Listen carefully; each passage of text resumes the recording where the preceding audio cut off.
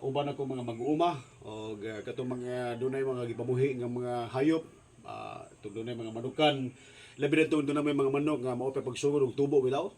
So karon naghimo ko og formula para sa starter feeds, no.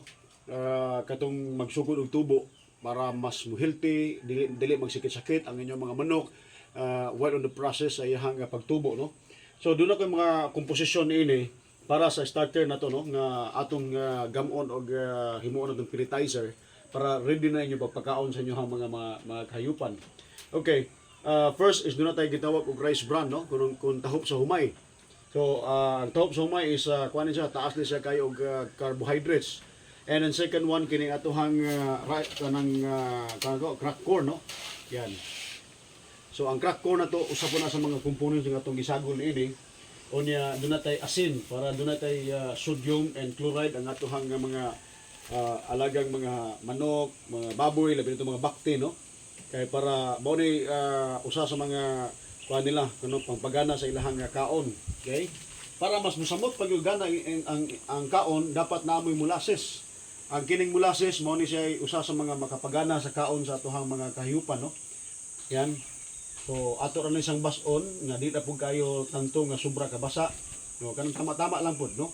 Nga atohang pagbasa, okay? Atohang para mas mutamis ang inyuhang tamis o muhumot ang atohang mga feeds nga dili po ni sa basta-basta nga dali kuan, no, dali madaot tungod kay dunay sa fermentation tungod sa presence sa probiotics, no, nga mao ang molasses. Ayan. Di lang po kayo na ito palabian og daghan kayo. So, igo lang god at least 30% moisture na siya, no, mga loads, 30% moisture nga atohang ipakaon diretso sa atohang mga hayop, okay? So mo ni pang starter na to, no.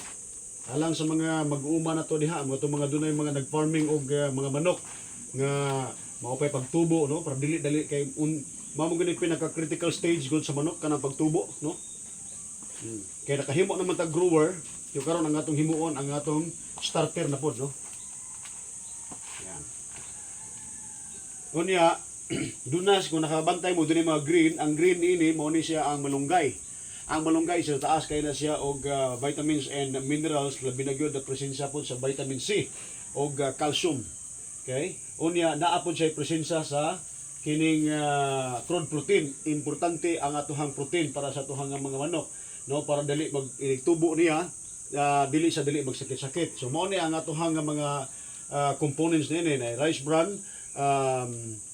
kining crack corn, unya molasses, rock salt og malunggay and kining malunggay and madiliagwa. Ang katapusan kining atohang itlog, no, dapat na calcium pod ang atong mga manok, no. So ako nabutangan naman ako ni ganihag og manok kanang itlog. Ako na lang ning idugang, no. So dapat i-appeal po ninyo ang tipaka, no. Kay taas kay na siya growth hormone. Okay?